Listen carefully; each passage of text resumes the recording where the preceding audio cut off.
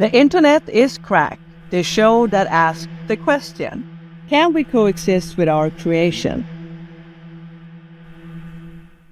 Hey, I'm Seth Camillo. And I am Caroline Risberg, and we are The Internet is Cracked by Addicts for Addicts. And today we are really lucky to have Aral Balkan with us today. He is co-founder of the Small Technology Foundation, a nonprofit organization that aims to promote user privacy, build ethical alternatives to current tech practices, and advocate for decentralized digital tools. You have devoted so much of your life to the Small Web Project. What does it do? And what does it mean to you? Well, I guess, yeah, I've been working on the problem for about the past decade, and for the last 6 years specifically on one possible solution in the form of the small web. What is the small web? Well, it's kind of like small tech. Small tech is the exact opposite of big tech. So think of the Googles and the Facebooks of the world and their business model, and try to imagine what the exact opposite of that would be.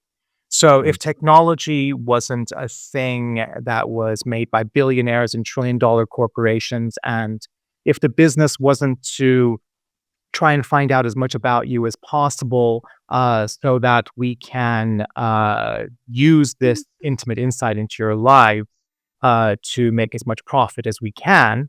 And it's not just about profit after a certain point, as we've seen recently in the political sphere, and how tech and politics is interrelated. What if it wasn't about all of that, but it was just a tool, just like a hammer? And the hammer didn't tell anyone what you were hammering or what you were building or what you were doing. It was just a hammer. So that's the difference between small tech and big tech. And in the same way, the small web is the exact opposite of the big web. So the big web is centralized. The big web is the Googles and the Facebooks and the Snapchats, etc., where you go to a place. You go to facebook.com. And Facebook says, hey, we're connecting people, right? That's their tagline. We're connecting people. That's a lie. They're not connecting people to one another. Because if you look on their site, they used to have this illustration of people being connected directly to one another. And that was like the Facebook were connecting people. Yeah. That's a lie. They connect everyone to Facebook. So that's how they work. They're centralized. So when you're having a conversation on Facebook with someone, you might think, hey, I'm having a direct conversation with someone if you're on Messenger or something. You're not. You're having a conversation with that person and with Facebook Incorporated. So on the small web, it's the exact opposite of that. What if we didn't all go to one place like a mall, like a shopping center, in order to be able to talk, a privately owned space? What if we each owned our own place on the web? And these were places where we could be public if we wanted to be. But if we wanted to be private, then we could be actually private, end-to-end encrypted private between these places, and we could talk privately. That's all it is. It's a very simple concept. Realizing it in a manner in which it's easy for everyday people who use technology as an everyday thing to use, that's harder, and that's what I've been working on. Yeah, and you talk about people farming. Yes. Which I think is a really, it's something that resonates with our show. I think we have a sort of a dystopian view of the web, which I think comes from, if you go over the ownership of what 99.99% of the people use as their way of communicating, it's owned by a very few people who are, I think I understand, people farming, correct? Can you elaborate on that a little bit? Exactly it. And Seth, it's so refreshing to hear someone else say it, because it is all, and it's all about control. And these are the things that we don't talk about. It's all about power dynamics. And we don't talk about these things. We talk about the simulacra, the surface of the problem. We're like, oh, is this platform better than this one? Oh, is I don't know, Threads or Blue Sky going to end shitify eventually or something? Those are our conversations. They're very surface national. But when you get down into the actual crux of the problem, it's not a technology problem.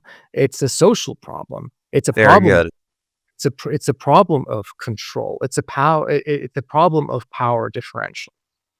So people farming is just my way of explaining the business model of corporations like Facebook and Google. What they do is they farm you for your data. And if we understand what data actually is, then we can begin to understand the scope of this problem. In some of my talks, I give the example of if I have an object of some sorts, if I have a cup, for example, and I have a 3D scanner, I can scan this cup and I can get data about what makes this cup what it is. And Mm. then if I have a 3D printer, I can recreate the cup. So data about a thing, if you have enough of it, begins to approach the thing itself. And this is where the Uh-huh. algorithms come in as well, with the right algorithms to be able to analyze and recreate that data. Now, when you think about data in general, we think about it as one general concept. It's not. So data about a cup is data about a thing, but there's Mhm. also data about human beings, people. And Mhm. those are very separate things because I can't, hurt this cup emotionally. I can't hurt this cup physically. Mhm. I can't deprive this cup of its liberty. I can do all of those things to a human being. So if you think about it, what happens if I have so much data about you and the right algorithms with which to analyze that data? What can I do if I can 3D print a cup? If I have enough data about it, what can I do about you? I don't want to 3D print you, but what I have, what we call a profile, is a proxy of you, a simulation of you. And I own that if I'm Google or Facebook. You don't.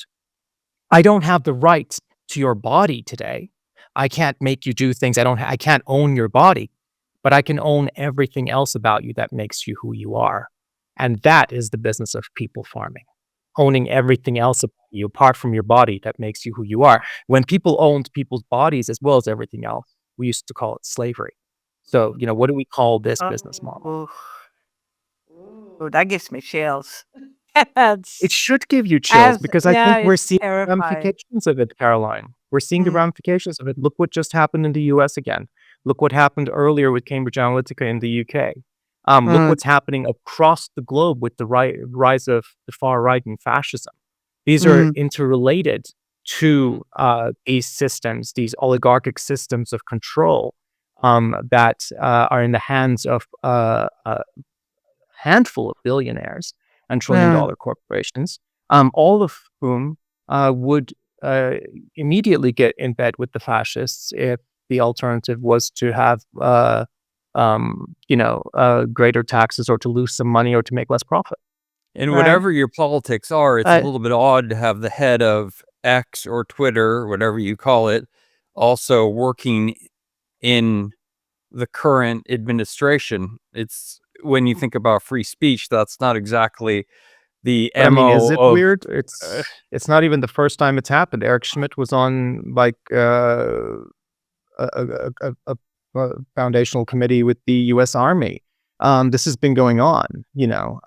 We traditionally in sort of critical theory, we've had like talk of the military-industrial complex, etc. This is just part of the military-industrial complex. Tech is just part of the industrial aspect of that complex. So I don't think anything has changed. I think what's changed is the scope by which technology can affect politics and thereby how we live in our Mm. freedom. That's the thing about technology. Technology is an amplifier, it's a multiplier. What does it amplify and multiply? Well, whatever ideologies resulted in its creation to begin with. Right. It's sort of this, it's a feedback loop in a sense. So what about like, for example, like Telegram? What do you think Yeah. about the whole Telegram thing? Caroline, I don't know. I don't know that specific billionaire who owns that platform. Right. That's And another this one. is what it comes down to, right? Yeah. If our only options are platform X owned by billionaire A, platform Y owned by billionaire B, or platform C owned by billionaire C, Z owned by billionaire C, then we have a problem here, right? That's not Yeah. choice. That's Right. like, do you want to watch Fox or do you want to watch MSNBC? Or yeah, there are differences, there's slight differences, but in the end, at the end of the day, we're talking about huge corporations here, well, it's which monopolistic. It's True. monopolistic. yeah, Exactly. Yeah. Exactly. So the whole idea behind small tech is regaining ownership and control of the means of communication, of the means we use today, both to find out about what's happening in the world, because these platforms filter that for us, right? And Right. to be able to communicate. We can't have democracy if we don't have a well-informed public. I mean, we're definitely having we definitely have people being informed in various ways, but we don't have a well-informed public, and we can't have a democracy if we can't communicate in an open manner. If what we're saying is being limited, if what we can see is being limited by algorithms that belong to a handful of billionaires, well, we're going to experience the world they want us to experience, and we're going to have as Mhm. much agency as they afford us. And I Mm. can relate this to something, a little bit in my life. When I was a younger man than I am today, I was out in Silicon Valley at a startup that was Right? funded by SoftBank and Sequoia. We had a Oh my lot of God. money, Okay. and Yeah. we all got Softmax, Givers. Yeah. Uh-huh. we got we had a lot of money, and we all decided it was a good idea to go out and buy new cars. Hmm. And and we had No, I mean no he's being honest, Caroline. He's being honest. I This is know. important. we It had is. no It is. thought It is. we had I no agree. thought of it as a resource. Yeah. We did not think about it as a thing to be shared. As a I mean, we were working on something that was made by scientists to transfer large amounts of information, and we had no sense of the heritage of what we Yeah. were working with. We just It was just a resource to be exploited. exactly, Mm. exactly. Yeah. And that's how privatization works. I mean, that is at the heart of privatization. That is at the heart of your podcast is called The Internet is Crack. Um, and I don't know if that's the cause or the symptom. I think it's more the symptom. I think the core issue is that capitalism is cancer. Mhm. And all of this comes out of that.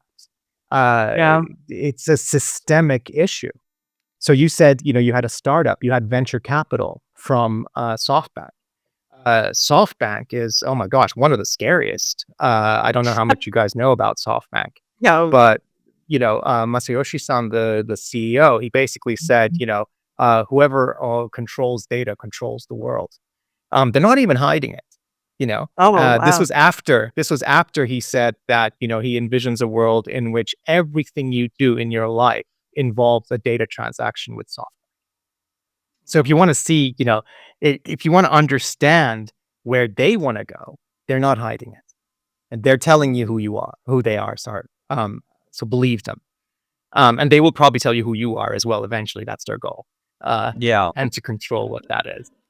Well, I Wow. think that's our dystopian vision, is that you lose control of yourself when you get caught in the web, essentially. Is Well, that's it exactly. I mean, I published this, very brief manifesto a few years back, just to make a point, called the Universal Declaration of Cyborg Rights, which basically was just a hack of the Universal Declaration of Human Rights, to make the point that today, if we are to protect human rights, we need to protect the whole human.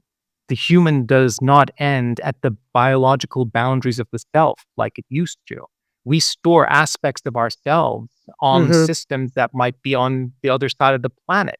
And yet they are very much parts of ourselves. If I have a thought and I don't just keep it in my head, but I put it into a Google Doc, let's say somewhere, then Yeah. Google has that thought. I have extended myself using this technology. So we must extend the protections in human rights law to this expanded notion of the self if we are to protect people in the networked age. And that's all it was about. But yeah, that's kind of what it comes back to. What is the self and how do we Mhm. protect that? How do we protect? Because again, this is an issue of personhood. How do we protect personhood in Mhm. this era where our selves are not limited to our biological selves?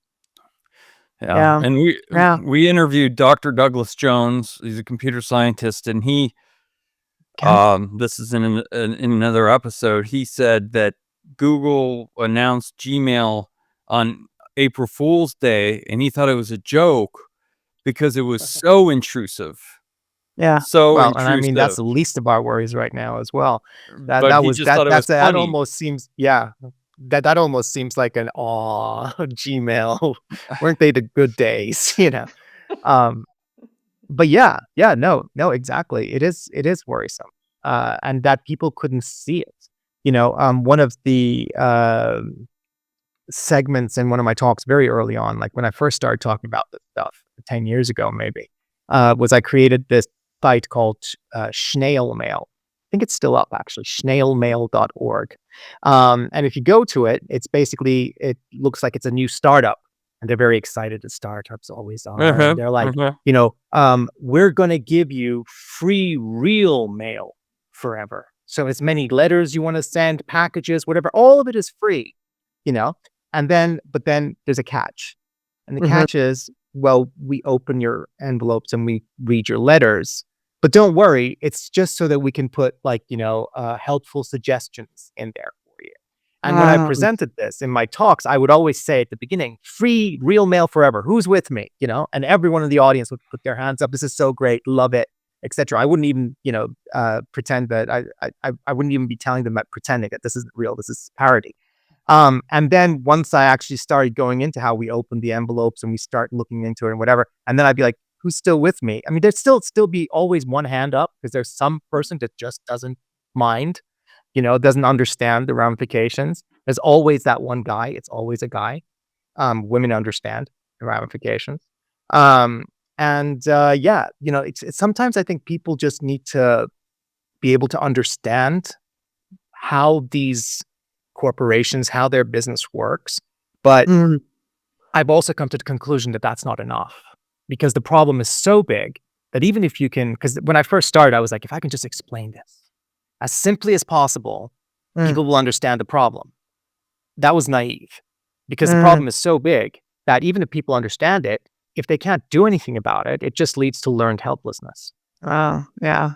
So it's a good thing that I can do something about it. It's a good thing that I can program, I can code, so I can actually Yeah. try and create an alternative, or else I don't know. I guess I'd be very depressed. Yeah. I mean, it is terrifying when you really start to think about this, how I feel like your privacy is disappearing. It already have in many ways. And I think we Mm. all are so much on, let's say Facebook or whatever. We're blurring out our lives, whatever we are doing. And now with all those cameras that are in cities and it can scan you and taking photos of you and you're in the system. I used to say like, oh, I'm not gonna do the what do you call it? When you open your phone and the FaceTime thing is like, I'm not gonna do it. I'm not gonna put my face in Okay. there.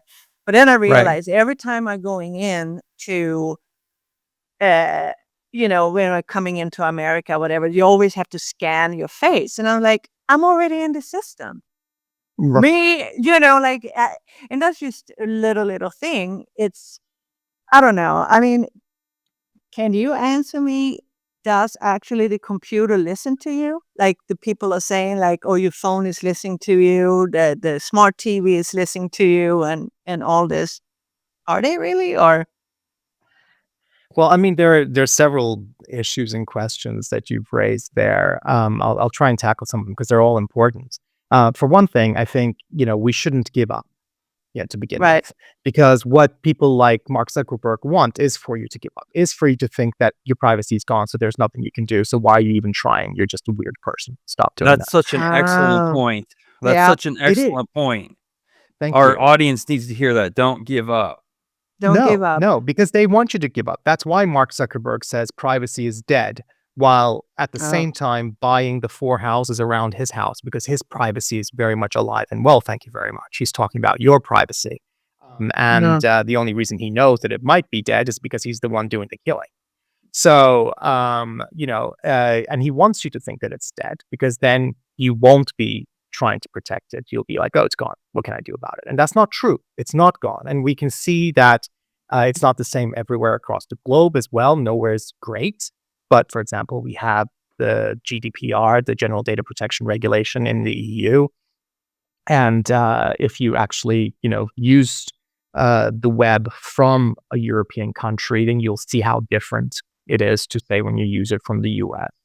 Places like I think California has its own privacy laws. None of them are perfect by any stretch of the imagination, but it also shows that resistance is not futile. And then Face face scanning, scanning. privacy. Okay. Yeah. Well, I mean, and there you go into several things where again, like you've got the government side of it. Hmm. Do you want to enter the US? Well, then you're going to have to do this. So Right. unfortunately, then it becomes an issue of do you want to enter the US? Which I mean, it's horrible when you think about Hmm. your privacy or your right to free movement. As long as technology is funded by people with lots of money, so as long as it's funded by venture capital for private profit, then we're not going to have these alternatives. We're going to have these illusions of alternatives. I feel like they've baked it into our societal norms because 90% I read 90% of all apps track you in some way, shape, or form. They track your behavior. And and you say something which I think is interesting, that people have forgotten that, privacy is a human right. Yeah. Well, it's a human right in Europe. It's not enshrined as a human right in the United States, for example. That's why you have piecemeal legislation on privacy, whereas we have more general legislation on privacy. So one of the first things to do would be to enshrine privacy as a human right in the United States. That would be a very good step forward there. But even in places where it is enshrined as a human right, even in places where we have legislation like GDPR, is that legislation enforced? To a certain degree, and to a certain degree not. Again, because we get back to societal issues and issues of power differentials and money. So why is GDPR not enforced like it could be? Well, in Europe, think about where these huge corporations are headquartered. They're headquartered here in Ireland, where I live. Most of them have their headquarters in Dublin, Facebook, Google, etc. They're headquartered here because of the favorable tax system for Hmm. corporations that Ireland has benefited greatly from. And also so that they can be under the jurisdiction of the Irish Data Protection Commission. So if you want to think about conflict of interest, you have a country that owes its economic success in the last however many years to these tech corporations and the taxes from them, even though they're not taxing them at the rate that they could. Ireland's a small country. And so they're economically dependent on these corporations. And because of the jurisdiction for GDPR, in terms of GDPR, they're also the ones who are supposed to be keeping them in check. So, Mm. I mean, is it any surprise then that the only time the Irish Data Protection Commission has really taken any action against these corporations is when they've been sued by an organization like None of Your Business, run by Max Schrems, when they've been sued into taking action. So, we have an institutionally corrupt system. We have lobbying, we have revolving Mhm. doors. Mhm. I've spoken twice at the European Parliament. At one of them, I think it was at the behest of the Greens. And I remember there was an MP, I'm not going to name the person. There's an MP in the event who asked a question, etc., and was basically representing the Pirate Party, I think it was. So very much, concerned about these issues. And they now work at Microsoft. So revolving doors.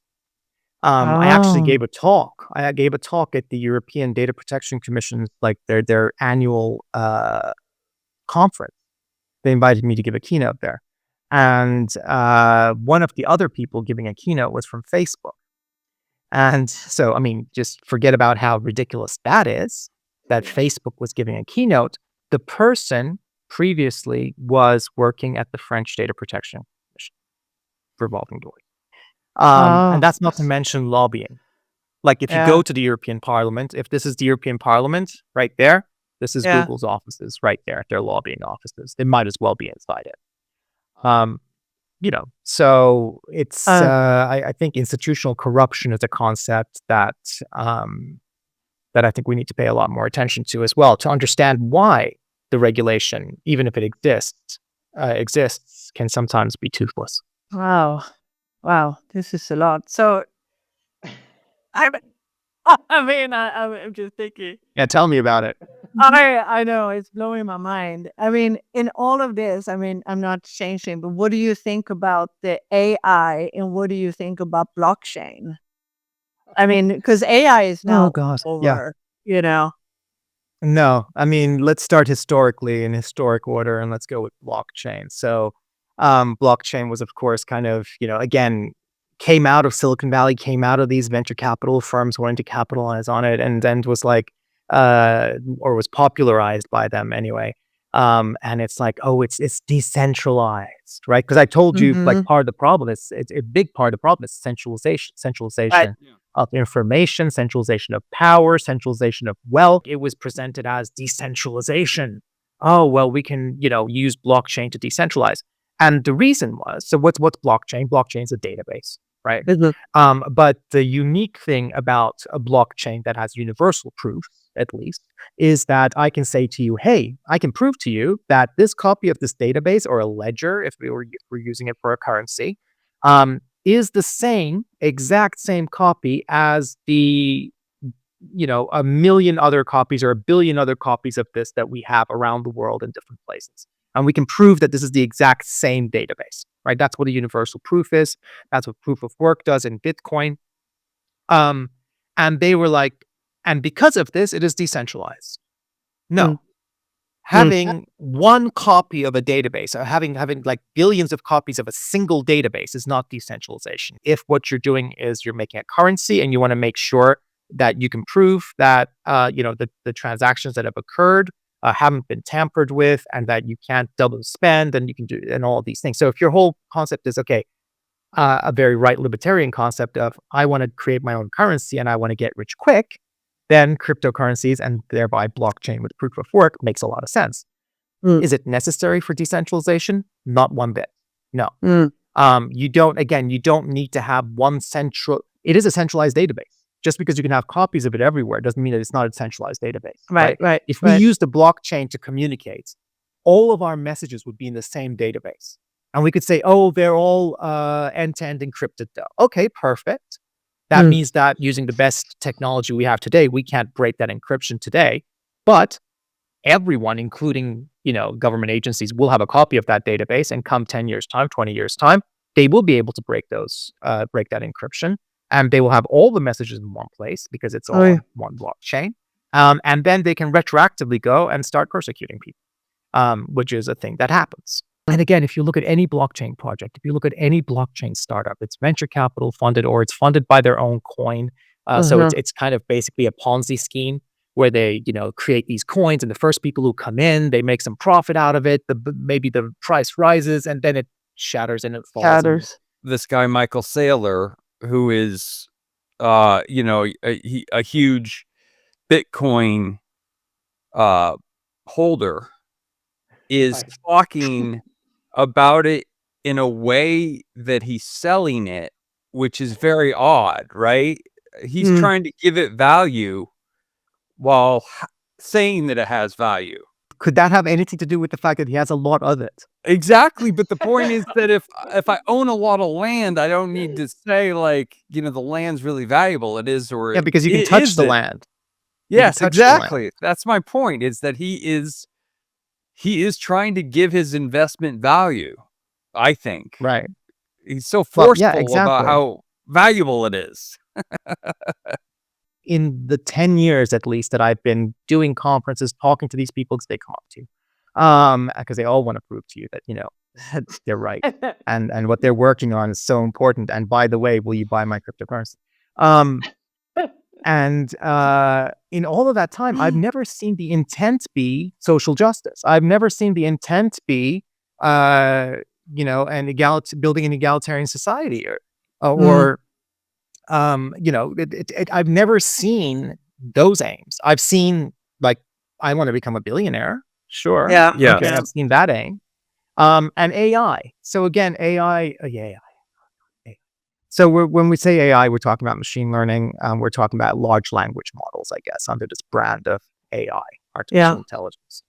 Um, I mean, what can I say? It is autocorrect on steroids, right? If Yeah. you know the autocorrect that you have on your phone, like Mm-hmm. isn't the damn you autocorrect where it gets it wrong all the time, where you Right. keep saying duck off. And so imagine that, but instead of a tiny data set, you feed it as much of the internet as you can suck down. Yeah. And that's what companies like OpenAI, et cetera, are doing. I mean, for one thing, it is, plagiarism as a service, for one thing, Yeah. because they're taking all of this information that's out there and saying, oh, it's public information. It's public. So Mm. that's why we can use it. All this information, these articles people have written, these books that people have written, these photographs that people have taken, it's all public information. So we can just take it and we can feed it into our AI. Oh, is that right, Microsoft? So that just means I can go onto your website, copy your website, put it up somewhere else. Oh, no, you can't do that because we're a $1 trillion corporation and we will sue the hell out of you. But we can. All of your information is available for us to use and for us to privatize and enclose. But of course you can't, right? And Right. why is that? Because we're really big, and so because we say so, because we have the money. And I think Right. that it's very interesting that, Caroline and I are on a mission. We have been talking about this for years. But we both grew up in a time, not to age ourselves, without the internet. And slowly, I use ChatGPT. If you watch earlier episodes of this program, I will say, I will never use ChatGPT. And now I use ChatGPT, and, it's it they get you. This is why I spoke at the European Parliament several times, trying to get them to understand that we need to fund technology for the common good from the common with our Yeah. taxpayer money, right? With our taxes. That doesn't mean Mm. that they have to be government controlled. We can have independent organizations building these things. But it Mm. does mean that the goal is not, how do I become $1 billion or $1 trillion corporation? How do I have $1 billion exit? How do I become a billionaire? How does Google buy me? If those are our only success criteria, we're not going to have anything different going forward. And we can see this in the so-called alternatives that come out of the same system. Like take Mozilla, for example. I don't know how much you guys know about Mozilla, apart from that they make Firefox, the browser. Mm. But they're basically a Silicon Valley tech company. But they are not-for-profit, if you look at it. That's how they present themselves. We're a not-for-profit. We care about your privacy. We care about an open web. We're the alternative to the Google and whatever. You're like, okay, Mozilla, that's great. So how are you funded? Very important question. That, you'll get a lot out of asking whenever you meet someone, whenever you meet a startup founder or something, just ask them that question. How are you funded? How do you make money? Those two questions will get you very far. So Mm. how are you funded, Mozilla? Oh, we get $500 million from Google every year. Why? To make them our primary search engine. Oh, you care about people's privacy. So the default search engine on your browser is one that exposes them to Google. Okay, perfect. And you're building the alternative. Excellent. Right. Oh, That's the wow. best we can hope for in this system, though, because they are at their head of public policy. We were speaking at the same. This was at that conference that I mentioned to you earlier with the Data Yeah. Protection Commission.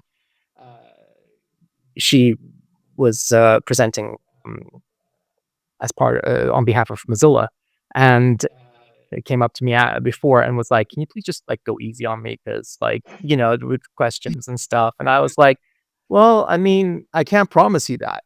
And she was like, I don't understand why you're holding us to such a higher standard. We're just another Silicon Valley tech company. And my jaw just fell. Like, Yeah. I was like, when I kind of recovered, I was like, but that's not what you tell people. I wouldn't have a problem. I still have a problem with you, but I wouldn't have the same problem I have with you, if you actually told people that. No, Yeah. you're presenting yourself as the alternative.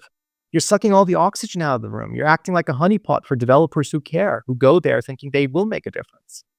So that's, in a way, actually more insidious. That's maybe even more dangerous than the Googles and the Facebooks. At least, to a degree, those of us that know can know what they are. Well, even OpenAI went from supposedly being a not-for-profit to now Right. being a capped. I love this. I don't know what it means. A capped for-profit. I don't understand It's I what believe that means. the term is bullshit. Yeah. I'm not Okay. sure if Yeah. yeah. I don't want to get too technical here, but that's what it is. We have a bullshit layer cake. And you're kind of like, just like when you go, oh, one layer below, maybe, nope, still more bullshit. It's bullshit all the way down. And that's part of the problem.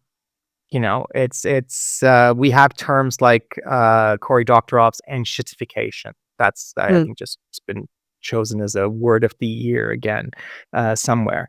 And I think it's not in shitification. If something is mm, shit to begin with, if it's shit at its core, you know, yeah. and you can't see that because you're too busy kind of nibbling at the sweet crust around it. By the time you get to the core, that hasn't enshittified. It was always a shit souffle. You just didn't know it. You didn't know what you were nibbling on. So I think it's kind of time that we kind of figured out that these Yeah. things, if it's funded by venture capital, it's not going to enshittify. It is shit. Okay. Right. You're just seeing its nice facade. You're seeing the things that they tell you to so that they can get your data, scale as fast as they can, grow Yeah. as fast as they can, so that they can exit. So let's start with the fediverse. The fediverse is basically stands for federated universe. So imagine, if you will, let's take Twitter or X or whatever we're calling it today, the Nazi bar that it has become. And imagine if you could run your own Twitter and I could run my own Twitter. And on mine, maybe it was just me. On yours, maybe there were 1,000 people or 10,000 people. Maybe on Seth's, there were 1,000,000 people because Seth, wanted to become a mini Zuckerberg at some point. But the key thing is, we could all speak to one another. So anyone on my instance could speak to anyone on Caroline's instance, could speak to anyone on Okay. Seth's instance. And they could do that because they speak the same protocol. And on the Fediverse, that protocol is called ActivityPub. And Okay. any instance, and so it doesn't even have to be the same app. The most famous app is called Mastodon. And so Mastodon a was lot, the word. yeah, this exactly. So Mastodon is one implementation of the ActivityPub standard. It's a very usable one, and that's why it became popular. I think it started around 7 years ago or so. When I first saw it, I was like very excited. I jumped on. In fact, one of the times I went to the European Parliament, it was because Eugen, who made it, asked me to, because he was like, "I've been invited. I don't want to do this. Can you do it?" So we were talking on the phone with Eugen and stuff about this, Oh, cool. and I was trying to advise him. It was until it wasn't. So because, and this is really interesting, and this will really get you to understand the difference between the Fediverse and the small web as well. Mm, Because with Mastodon, what Eugen did really well was he made it usable, which is so important. Because with a lot of these free and open source alternatives, there is an arrogance in the free and open source world. Hey, we care about the ideology. It doesn't matter if it's hard to use. You have to learn. If you care about your privacy, you have to learn how to use this terribly unusable piece of software that we just excreted. And that's an arrogance as well. That's a problem. What Eugen did very well was he made it usable. So he made it a Twitter-like experience to a degree, almost like a tweet deck at the time, I think, experience. mhm. So, I was excited I came on board. I apparently brought on the first bunch of Dutch people on board. I don't know, there's an article about it at some point somewhere, because I had a Dutch following for some reason, because I did talks there. And so it grew organically in this way. There were little, groups of people coming over from Twitter, bringing their friends, bringing their communities over. And Eugen had his own instance at mastodon.social. That was one of the first ones. And that was a good way of bringing people on board. But then other people started setting up their own instances, because that's the key thing, right? You can have your own, and as an instance, think of it as a server. So people could set up their own servers, and anyone on any one of these could talk to one another. And that's great. Where things started going south, like between me and Oregon, for example, was when Mastodon.social started getting larger and larger and larger because it was the flagship. It started becoming seen as the flagship. And if you're trying to build a decentralized network, well, you don't want to have a center. You don't want to have one node that's so much larger than the others, because this is what happened with the web as well. The web at the beginning we thought was decentralized because anyone can set up a web server. But what happens when you inject venture capital, when you inject huge amounts of capital into one of those nodes and that scales, then you get the Google and the Facebooks, right? Anyone can still set up a website, but can you compete with Google directly on whatever you know? You can't. Right? Not unless you have the same level of capital. So when I started advising Oregon to stay small, and I was like, maybe stop registrations on your instance so that other instances can grow as well. Maybe that way we can set up a social contract to say, it's not admissible socially. There's nothing stopping you technologically, unfortunately, because of the way that the Fediverse, because of the way Mastodon is structured and the Fediverse and ActivityPub are structured, there's nothing stopping you from scaling as much as you want. But maybe, as say Oregon being the founder of this, he could have said, socially, we find that unacceptable. And I'm going to lead by example. I'm going to keep Mastodon.social small. And that's what I was urging him to do.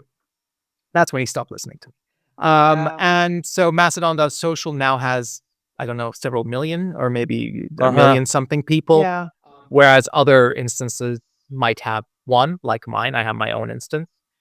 And some others might have thousands or tens of thousands.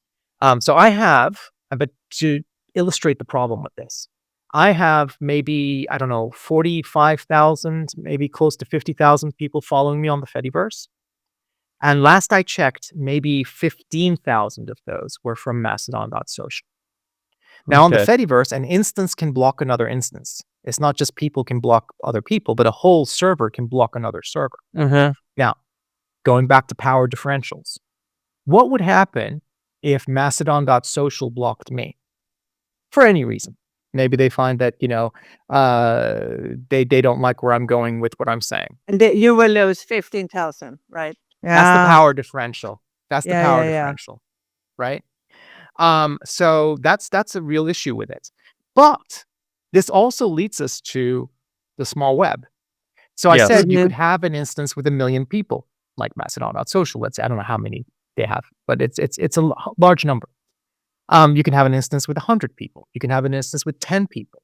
You can have an instance like I have with just one person. Well, what if we designed the system so that you could only have instances with one person? So an instance belongs to one person if you're on this system. Every one of those nodes, then, every one of those instances is the same, has the same amount of power. There's no difference between blocking you as a person, for example, and blocking your server at that point. And it doesn't scale. Nobody becomes a mini Zuckerberg. Nobody becomes the king of 1 million people. Yes. Okay. Right? Okay. And So that's now the it small makes web. sense. Now it makes more sense now that you're explaining it. I watched your you gave a live tutorial where you were setting up actual instances, and I didn't think that was understand exactly right. all And that was also because behind it. it's new. Yeah, it's not ready for everyday people who use technology as an everyday thing. And I say that I use that long phrase instead of saying like non-technical people, etc. Because again, in technology, we have this thing where engineers, programmers, coders, they have an arrogance where they look at like people who are not coders and they go, these people are stupid. These people are dumb. Nothing could be further from the truth. And they usually say that when, they design things that are unusable, that are hard to use. And then they go, oh, actually, the problem's not with us. These people who are using it are stupid. Well, guess what? Those people that you're talking about are brain surgeons. Yes, Right? exactly. They're not computer programmers, but they're brain surgeons. And the reason she can't use your shoddily made piece of free technology is not because she's too dumb to use it. It's because she has brain surgery in the morning and doesn't have time. And that's what I noticed is you were able to set up an account in 10 to 20 seconds, as you said, and it worked. Yes. And that's where we need to get to. the alternatives must be as easy to use, if not simpler, than the toxic kind of mainstream centralized silos that we have today. If they're not, then people are just not going to use it.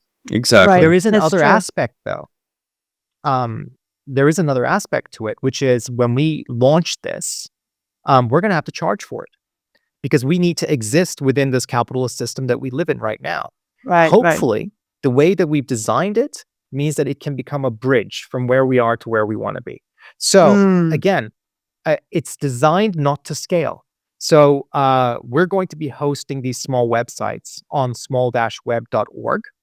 Mm-hmm. But anyone using a tool that I've built called Domain, which is a Mm-hmm. web hosting tool for the small web, which is also free and open source. So everything we do is free and open source, and it has to be if it's going to be part of the commons, which means that anyone else can also host their own small web hosts and host small websites and charge for it or do whatever else. Or it might be for your neighborhood. It might be just for your family that you do this. But the key thing is it won't scale beyond a certain point. So we're never going to have more than 100,000 people. We might not even have 50,000 sites. I don't know. But we're never going to go beyond these very low numbers in Okay. technology because we want this to scale horizontally. So as long as I can survive and we can survive with what we're doing and keep building it and keep improving it, I'm happy. I don't have to be a billionaire. I don't know what I would Right. do if I were a billionaire. And don't worry, you can't accidentally become a billionaire. You have to know exactly what game you're playing. Nobody goes, "Oops, Right. I'm a billionaire." Nobody benefits Yeah. from a fundamentally unjust system, exceedingly benefits from it by mistake. They know what they're doing. Yeah. So to the opposite, I've structured this thing not to scale so that we can't scale. So we can't have an instance of more than one, right? Because the moment that happens, then there's that little nudge. Well, Aral, do you want to be a mini Zuckerberg? Uh-huh. That's my nightmare, Mm. but who knows? Who knows? So no, I'm not even giving myself that option. And it's the only way this can work. If these nodes are equal, if we are equal within this system, if there are no kings, and we can build a system where there are no kings, where there are no Zuckerbergs or Elon Musks. Right. And that's what I'm But trying why to do. limit it? What about the other 4.7.98 billion people who are on the web who want to use this? But it's not What limited at all. They don't Oh, have to be hosted by me. okay. So if you're in Nairobi, then Mhm. there will be a host in Nairobi with Oh. people from there who can also adapt it maybe to their local needs. I'm not Um, going to tell you what's best for you. That's a colonial mindset, and we attempt very we try very hard to be non-colonial in our approach to designing technology. So I can't tell you that I have the best piece of technology for your community, your part Right. of the mm, world. I don't know. Right. Right. Right. That's the Silicon Valley mindset. That's the Right. colonialist mindset. That's saying what works for this one white guy in America is going to be it works for everyone else, Right. right? Right. No, that's not our mindset. Right. So I'm not limiting its growth. I'm limiting our growth so that as it scales, hopefully, if it becomes successful, as more people around the world start using it, we don't grow along with it. Aral So never becomes a billionaire. Small Technology Foundation never becomes a $1 trillion corporation, right? We have enough to get by. We're happy. We're good. That doesn't take a lot. right. Right. Again, tens of thousands of accounts, not even people, because people might have more than one. We don't limit Right. that either. We're not saying this is going to be your identity. You can have 3 different places and explore different aspects of yourself through those. You don't even have to link them together. Right? I'm Right. not going to tell you who you are, what your identity is. You don't know. How am I supposed to know? Right? We're all exploring. So yeah, that's basically it. No, and that it sounds very. I love that whole concept. I think it's a great thing. And I have a question. Like, if let's say I'm a little TikToker who wants to have, you know, 5,000 million people to watch me. Then you need It, to go on TikTok. I exactly. So that is all That's it. those. That's it. You want Right. to be Okay. on primetime TV, then you're going to go into the You TV go. industry. right? You want to be TikTok famous, then that's TikTok. You won't have that on the small web. But you Right. want to share pictures of your newborn child with your family without Mark Zuckerberg scanning their face? That's a small web, I like you that. know? I like that a lot. And I think that was important. I just want to say that. I think that's very Yes. important Thank you. because the privacy for somebody like me, I don't want to be a TikToker. I don't want to have 5 billion followers and all this kind of thing. I think it's important. And I have a lot of friends who have babies and they put like a little teddy bear on the face because they don't want it out. But on Yeah. on the small web, it will be safe to share it to people. No one owns it and can take your baby picture and sell it to whatever. It's if my You should understanding let it. right. Yes. It's You privately. should We share private. privately. Yeah, because it'll be end to end encrypted. Well, I would say that it is obviously a technical marvel, but you're doing it for philosophical reasons is what's comes through. All tech is built for philosophical reasons.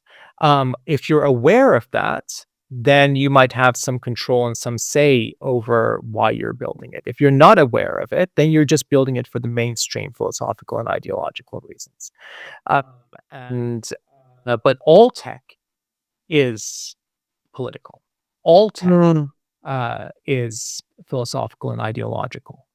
It's just that tech that's in the mainstream, we don't see that because it is the mainstream politics. It is the mainstream ideology. It is the mainstream philosophy that's being reflected in that technology. Mm. But all of it is political. And especially if someone tells you that they're not political, what they're building is not political, that's when you really know it's political. At the end of the day, you're trying to give people freedom, ultimately. Ownership and control, not in a Yeah. capitalist sense, in the sense of nobody else owns me and controls me, not in the sense of I own this and control it, so I'm going to make money with it. Because I mean, gosh, you even hear that. People are like, "Oh yes, we need to give people ownership of their own data so they can sell it." No, No. I don't deserve personhood because I want to sell myself. I Right. deserve personhood because I'm a person. Yeah. Mhm. End of. Yeah. I agree. I think it's very, very, very important because I think we are going out of line nowadays. I do. So I just want to say thank you for doing this. Yeah, Thank you thank for you. to You're actually welcome. speak up Listen, you don't have about to thank me. privacy. You don't have No, to I thank me do. I because do. it is in a lot of ways. I'm not just it's not an altruistic thing. Mm. Um, I'm trying to build or help build in some small way the kind of world that I want to live in myself. So maybe call it, I don't know, enlightened self-interest. I'm just a guy whose dad gave him a computer when he was 7 years old, and it was pre-internet. Yeah. And it had a basic manual that came with it, and it didn't have a lot of games because it was an IBM compatible.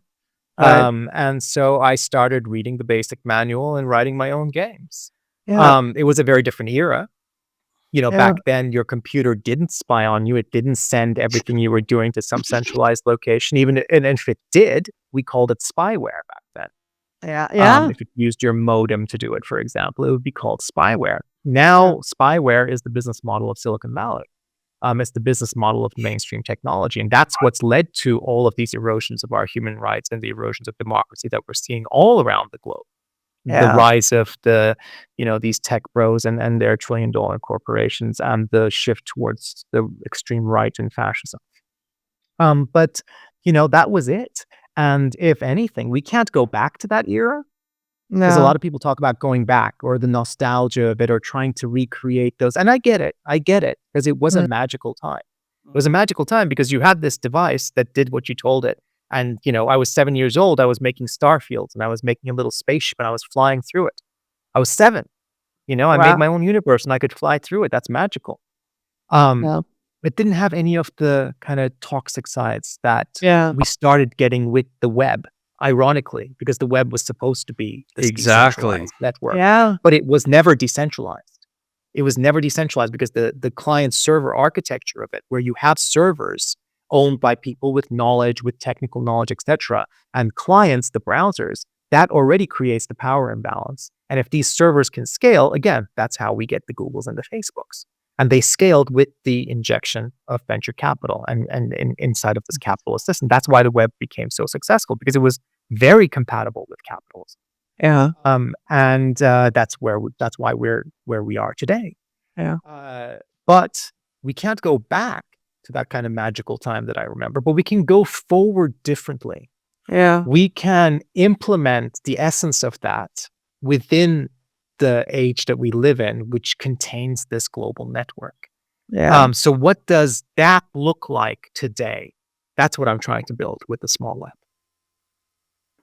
Well, I think that's Yeah. a wonderful sentiment to end on. I think that pretty much sums it up. Yeah, it does. It does. I mean, yeah, I could keep talking about this forever, to be Yeah, honest. forever. This is so Well, maybe we can do it interesting. again, or Yeah, we can just, we would I love would to we can do it again. when the cameras are off as well. We Yeah. could check back. No, we would love to check back in with you. And as you're talking, it's like, I'm thinking about all the films I've made.